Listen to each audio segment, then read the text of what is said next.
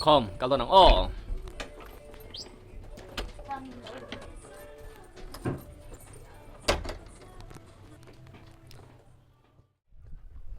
com bằng o bên chú này o quay cả chung đi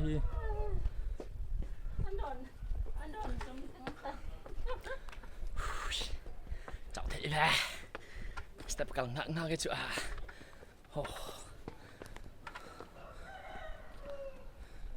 nu hey đây nang ini lo bye bye rồi ini kom turin kalme kan tinayan skuti kan than meka tet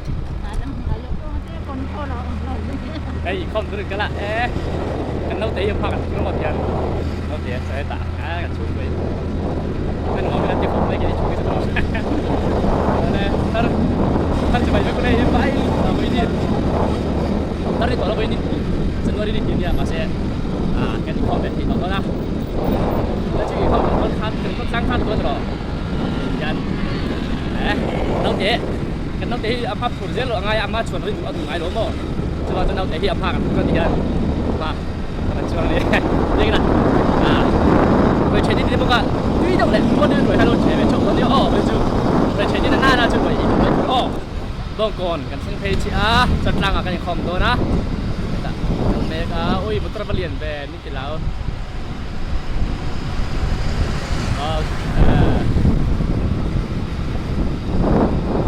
Lo mem? Lo mem. Ikau bincang tu mem? Bincang mem. Mau tak ada. Dah sob kan dia kan ikau kan contoh na, tu na sob kan feel lek kan dia. Kah kan lah dosia, cukup sana kan ni dosi lo ba. Kalau tan, kah kan tu baru din. Dah sob kan dia ikau contoh juga, dah sob kan dia kalau tu dia. Chợt lang chùa kan tan chùa biết tu là hiền. Bye. Chợt lang chùa bazar India hui kha kan pel chia tu na. Transport kan thei jet ton ni hiền mo. Ki ai lo ka ke transport ni a. An chom me ka.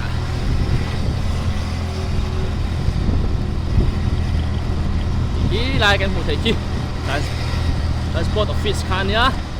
Oops. Tan chùa Chợt lang rồi đấy chú công ăn xiêm để tổ chức nó có buổi tác khóc mấy chục cục đó không transport kan tràn bèo chia